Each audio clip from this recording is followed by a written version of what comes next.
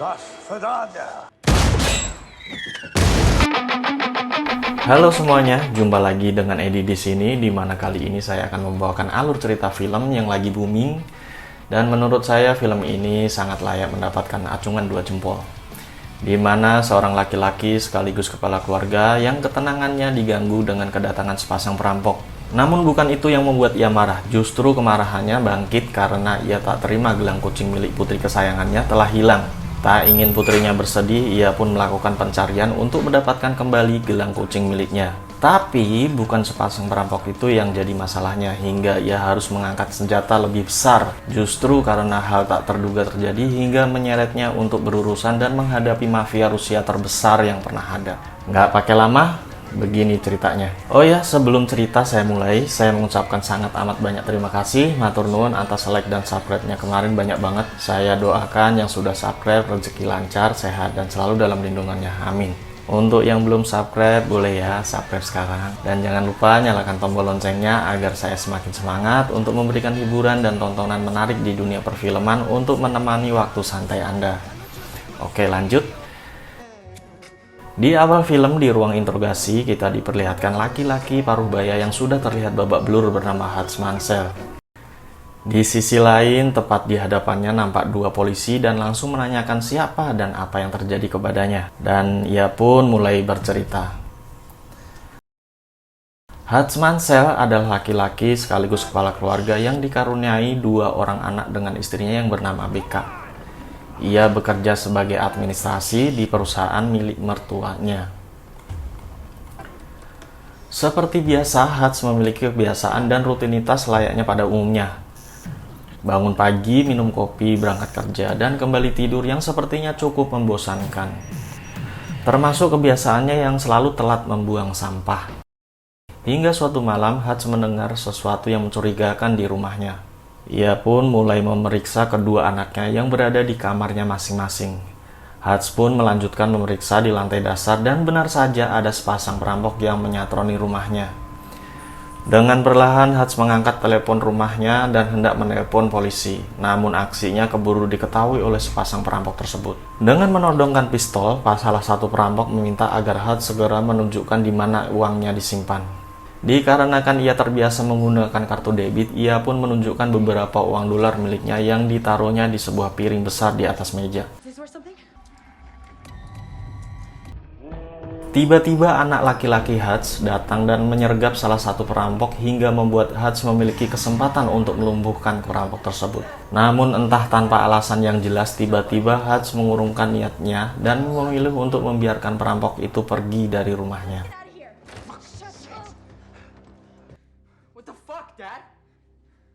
Tak lama polisi pun datang dan dari sikapnya nampak salah satu polisi tersebut terkesan meremehkan atas sikap dan keputusan Hans yang terkesan tak berbuat apa-apa. Pagi harinya saat Hans hendak berangkat kerja, tetangganya yang sudah mengetahui akan kejadian semalam langsung memberikan sindiran pedas kepada Hans yang seakan tak mampu memberikan perlindungan terhadap keluarganya.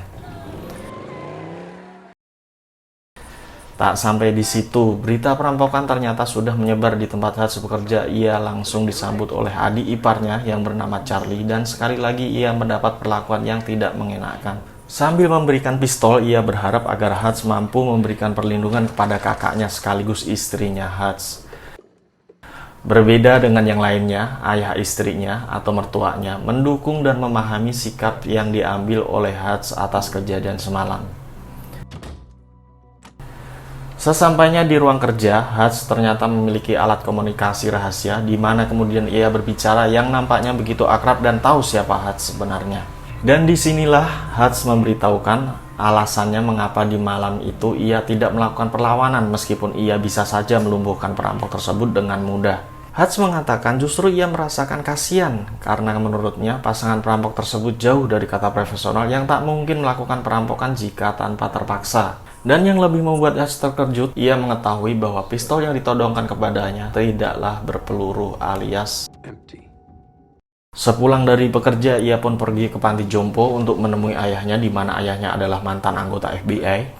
Sambil makan dan menonton TV, ayahnya mencoba mengingatkan kembali kepada Hutch atas kejadian yang sudah lama berlalu tentang siapa dan bagaimana keluarganya dulu dikenal. Selepas dari tempat ayahnya, ia pun pulang. Namun sebelum ia memutuskan untuk masuk ke dalam, Hutch melihat dan mengamati keluarganya sendiri dari balik kaca rumahnya. Ada rasa bersalah di hati Hutch yang membuat ia merasa gagal sebagai seorang ayah sekaligus suami yang tak mampu menjadi pelindung bagi keluarganya sendiri.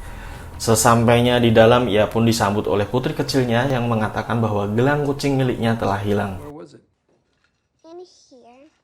Tak mau membuat kecewa kedua kali untuk keluarganya, ia pun bergegas kembali ke tempat ayahnya berada dan mengambil tanda pengenal serta pistol milik ayahnya.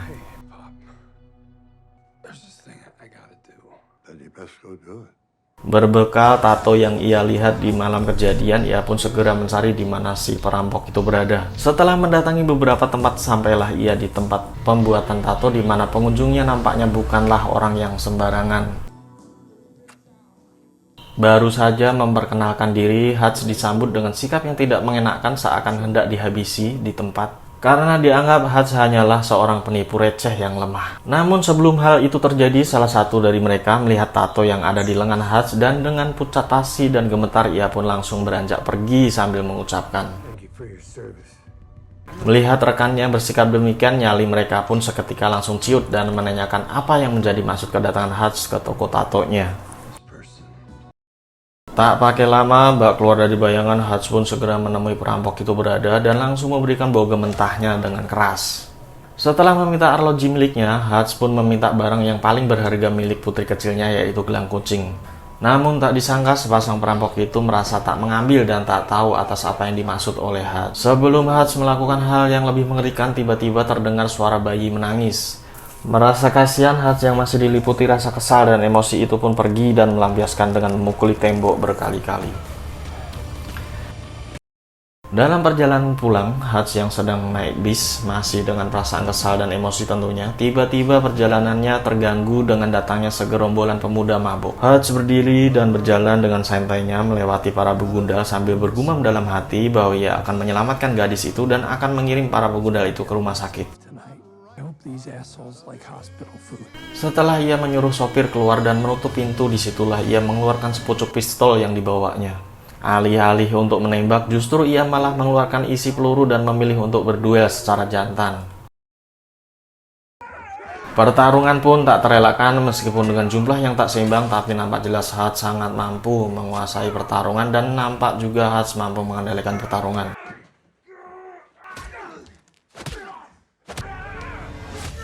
Hingga pada akhirnya Hutch hampir saja membunuh salah satu pemuda tersebut, namun beruntung Hutch segera menyelamatkannya kembali.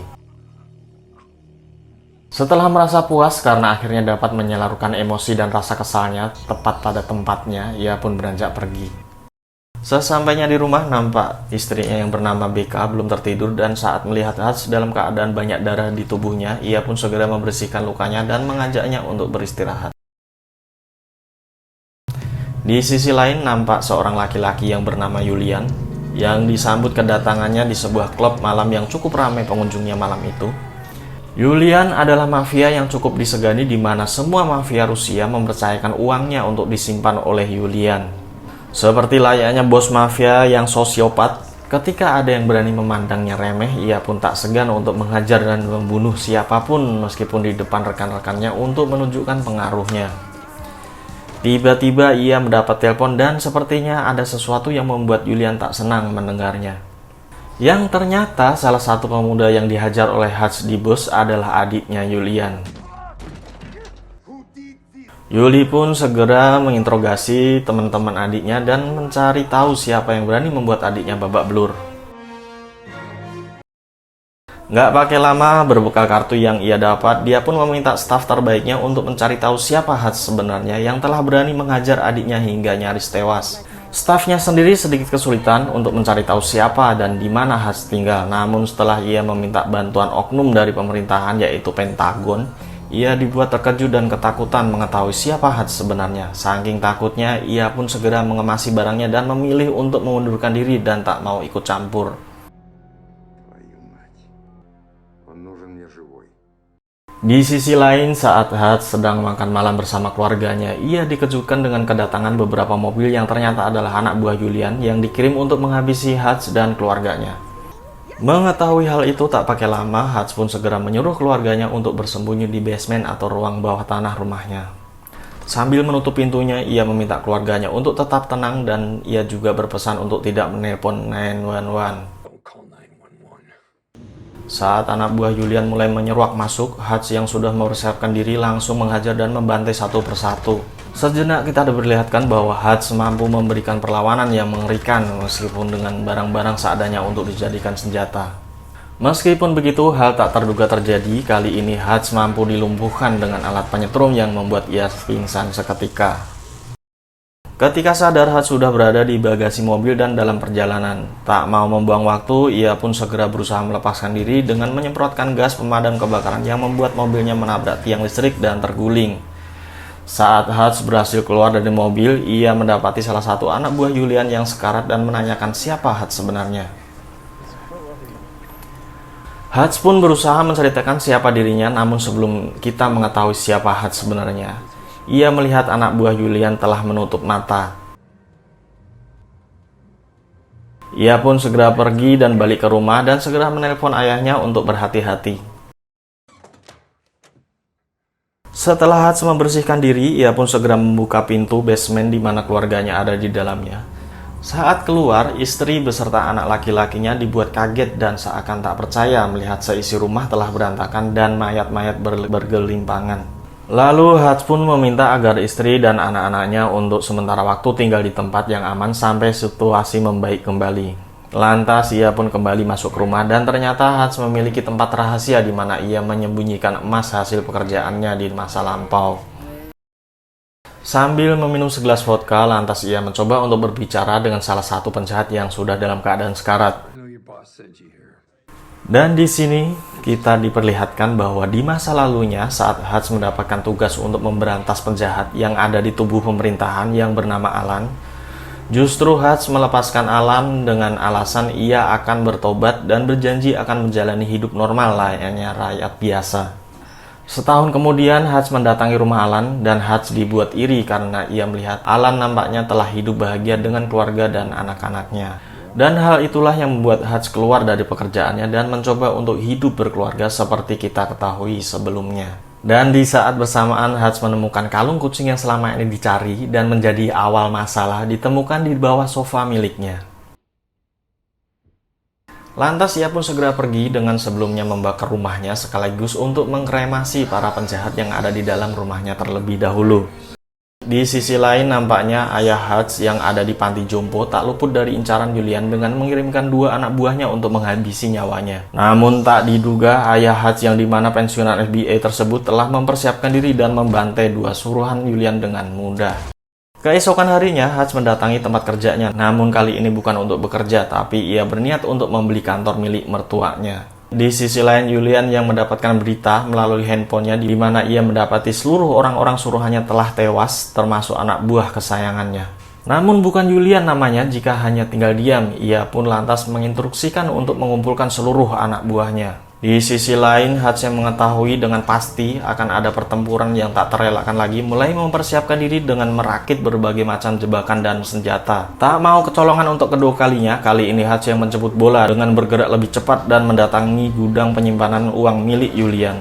Tanpa basa-basi, Hutch mulai menembaki puluhan anak buah Julian dengan membabi buta dan brutal. Tanpa mengalami gangguan yang cukup berarti, Hutch dengan mudah menghabisi mereka semua. Tak sampai di situ, ia juga membakar tumpukan uang di mana itu adalah uang milik seluruh para mafia Rusia yang dikelola oleh Julian. Kebrutalan dan tindakan barbar Hutch tak sampai di situ. Setelah meluluh lantahkan gudang penyimpanan uang milik Julian, lantas ia mendatangi klub di mana Julian berada. Julian yang menyadari kedatangannya langsung menghampiri Hutch yang sedang makan dengan santainya. Namun ternyata Hutch yang sudah dibekali dengan sebuah ranjau di atas mejanya membuat Julian dan anak buahnya tak bisa berbuat apa-apa. Hutch pun mencoba berbicara empat mata dengan Julian. Mengetahui bahwa gudang uang miliknya telah habis dibakar membuat Julian menghardik dan marah besar kepada Hutch. Namun bukan Hutch namanya jika takut akan bentakan Julian. Hutch mencoba untuk memberikan solusi dan menyelesaikan masalah dengan saling tidak mengganggu lagi. Hutch pun berlalu pergi, namun nampaknya Julian lebih memilih untuk perang dibandingkan harus menerima perdamaian yang Hutch tawarkan kepadanya. Aksi saling kejar-kejaran dan saling menembak pun terjadi meskipun Hutch berusaha dihadang dan dikepung oleh anak buah Julian. Namun dengan keterampilan Hutch dalam mengemudi membuat ia lolos dan terus memacu mobilnya.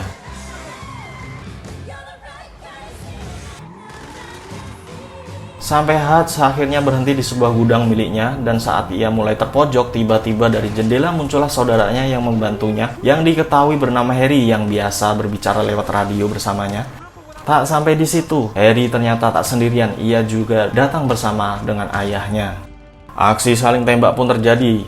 Namun kali ini Hutch dibantu dengan ayah dan saudaranya. Satu persatu Hutch pun mulai menyalakan berbagai jebakan dan bom yang telah ia persiapkan.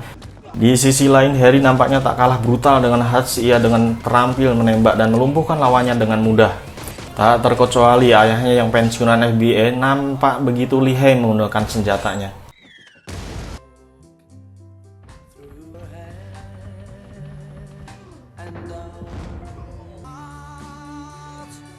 Setelah semuanya telah binasa sampai akhirnya tersisa tinggal Julian seorang. Di saat situasi terpojok dikarenakan peluru telah habis, Hutch mengambil langkah yang cukup ekstrim dengan meletakkan ranjau di balik kaca pelindung. Lalu ia mendekati Julian sedekat mungkin dan